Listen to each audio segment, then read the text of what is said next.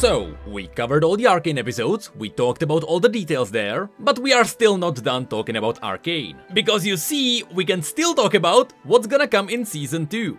Because yes, it was confirmed that Season 2 is coming, and believe it or not, Season 1 gave us enough information to figure out what's gonna be happening in Season 2.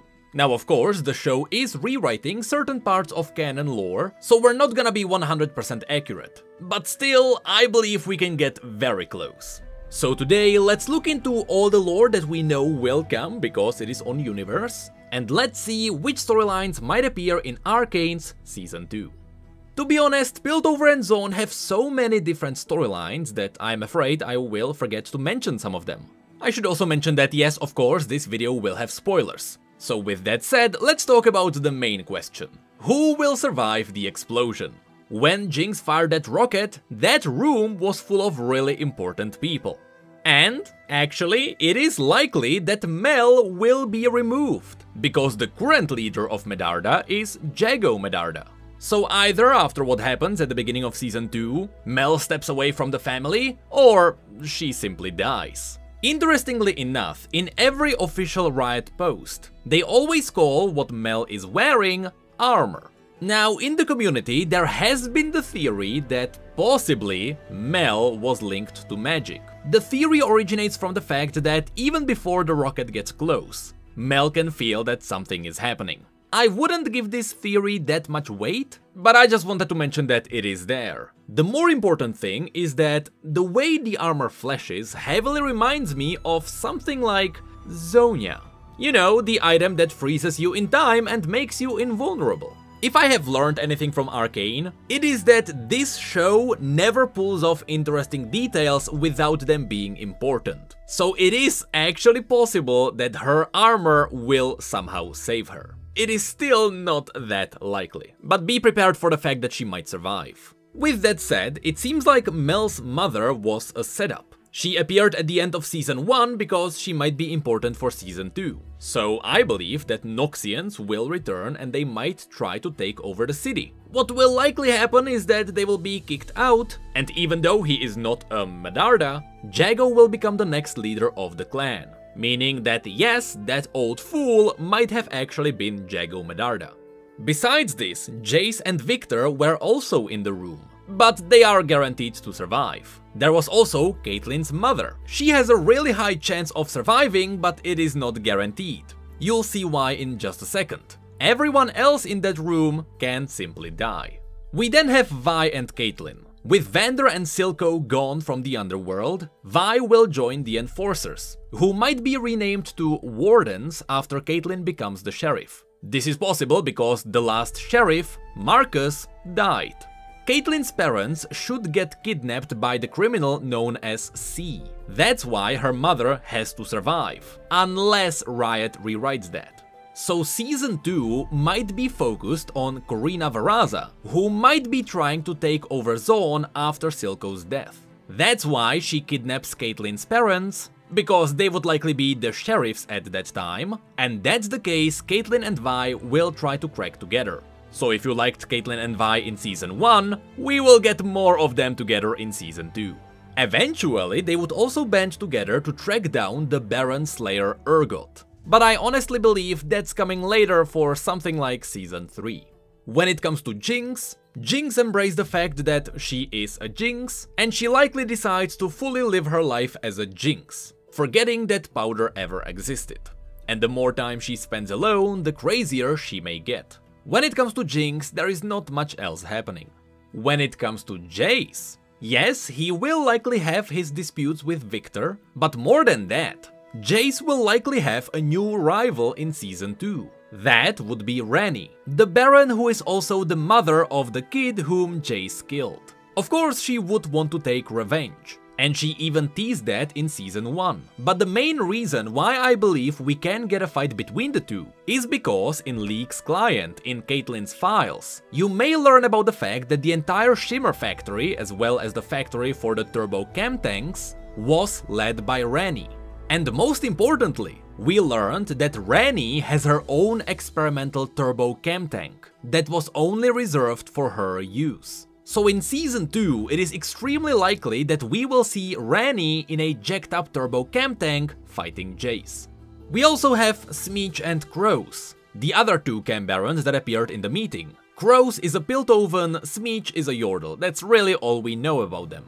The last one possibly might be Baroness Voss, the one who might be torturing Urgot in the Undercity mines. So if she is Voss, she might be setting up Season 3. When it comes to Viktor, yes, he is likely to work on Blitzcrank in Season 2.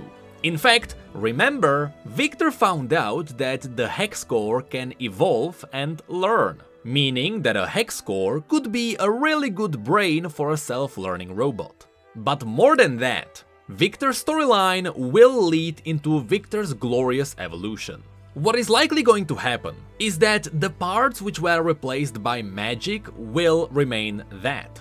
Those are actually considered to be his fleshy parts. If you look at his design in League, you can see that everything else besides that arm and leg is mechanical. So it feels like his magical flesh will eventually start corrupting the rest of his body and he will be forced into replacing it.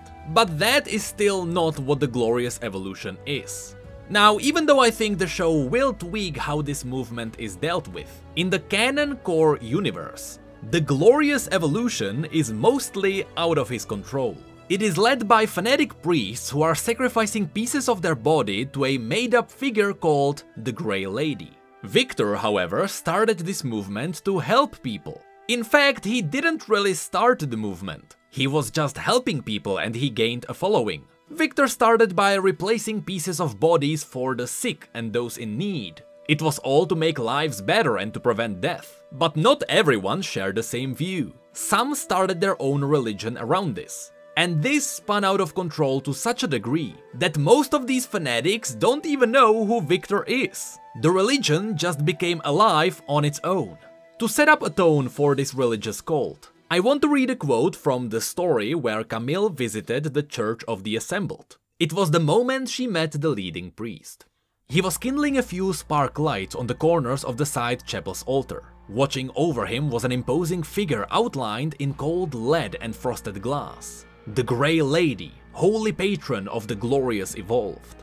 The stained glass window glowed from within, lit eerily by the arc lamps outside. I approached the shrine. There were jars of organs. Single eyeballs floated like pickled eggs. Bundled offerings were wrapped in linen, some of it oily and ragged. A few flies buzzed among the discarded pieces of the congregation. One of the wrapped bundles moved. A little plague rat poked its nose out shortly after, daring me to take away its prize.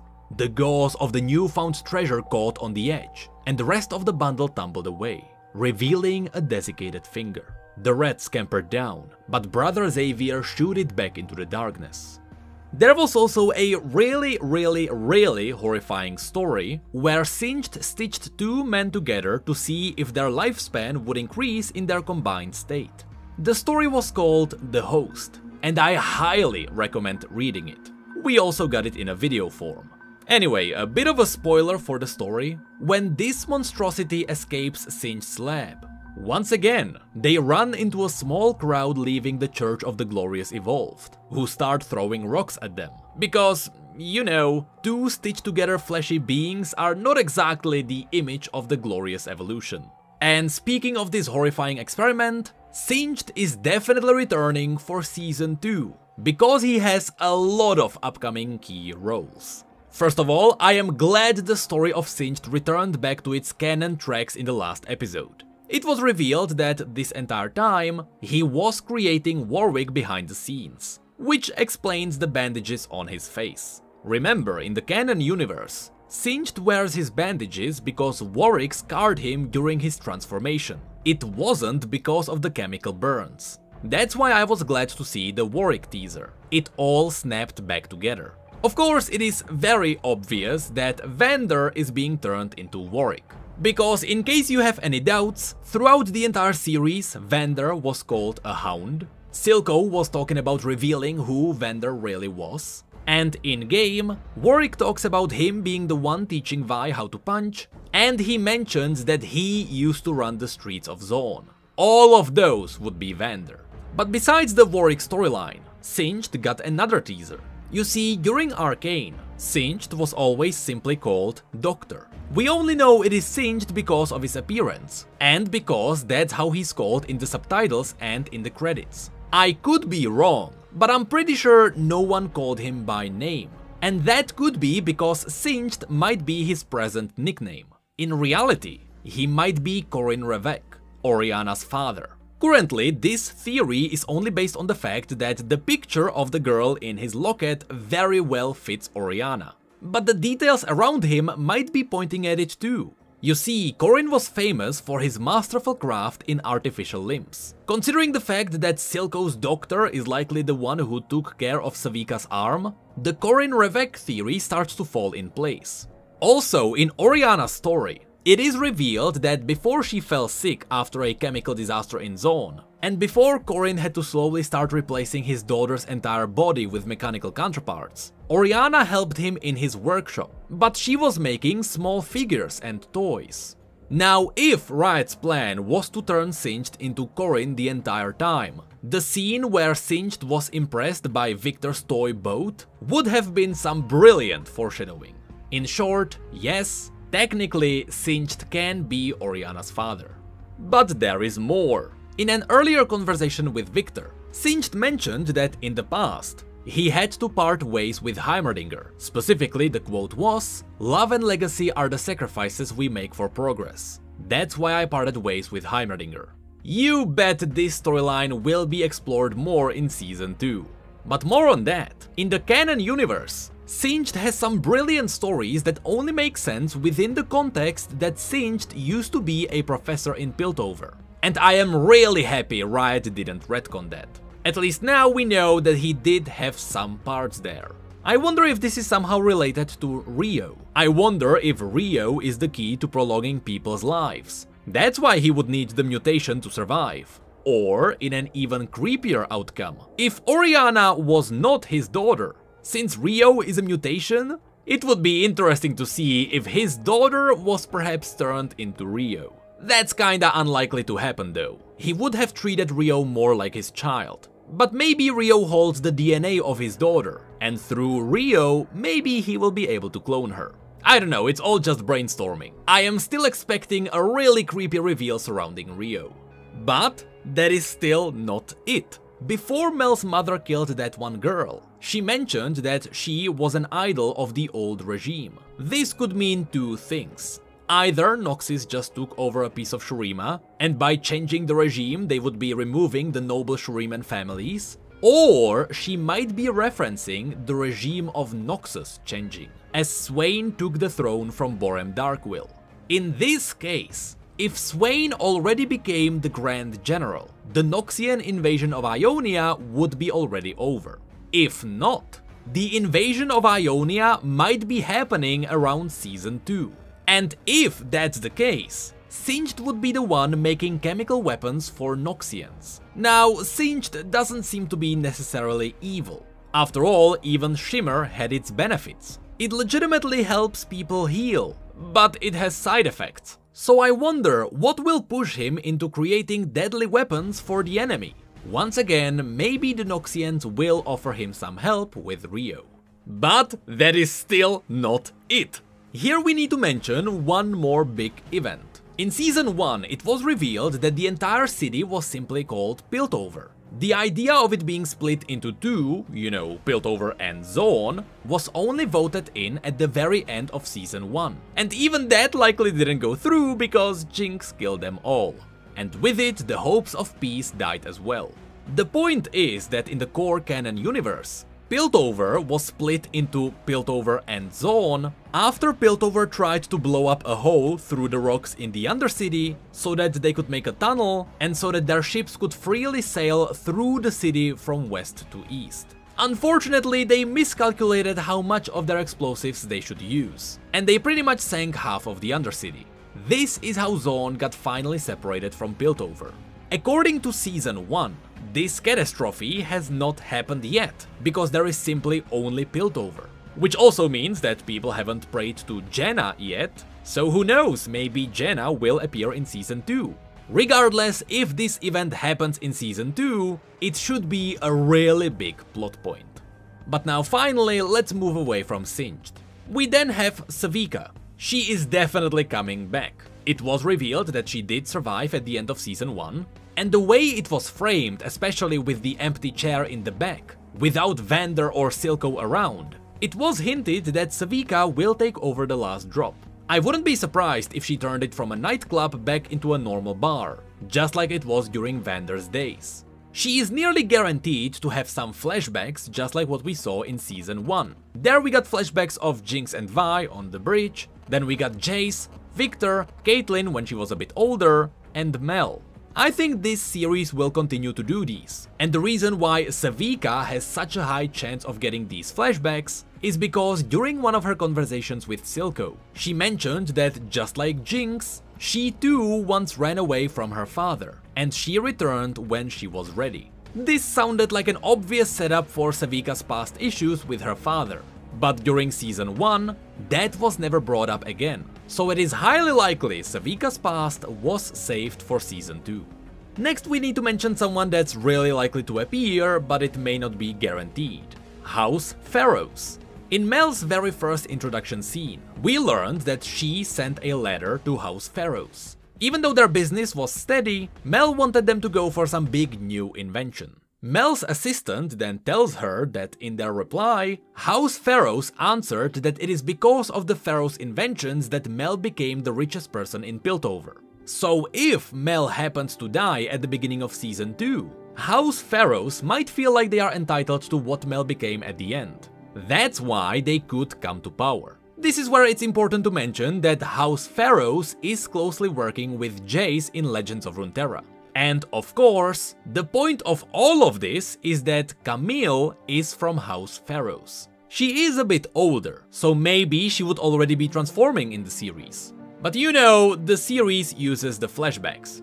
That's how he could learn about what happened to her. Among these stories, there would obviously be the love story of Hakim Naderi and Camille Pharaohs, the awesome story of her crippled brother Stefan Pharaohs, who pulls some really impressive strings behind Camille's back. But also, remember how Swain was referencing C around Camille in-game? Yeah, since it was confirmed that C is Corina Veraza, since Swain's quotes were already written with Arcane in mind, because he already knew about what Jinx was going to do, this means that Swain might be teasing that Camille will be involved in the storyline of C and Vi and Caitlyn. So if the entire C storyline is happening in Season 2, Camille is nearly guaranteed to be there as well.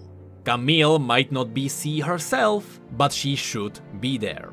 Also, Camille's story is happening after the Glorious Evolution already happened. Remember, as I told you, she did visit some of the churches. So if Viktor's Glorious Evolution happens in Season 2, once again, Camille should be there. But that's it for the big main characters. Now let's dive into the smaller ones that might also appear. Of course, Echo will be there, and he might be working on his Z drive.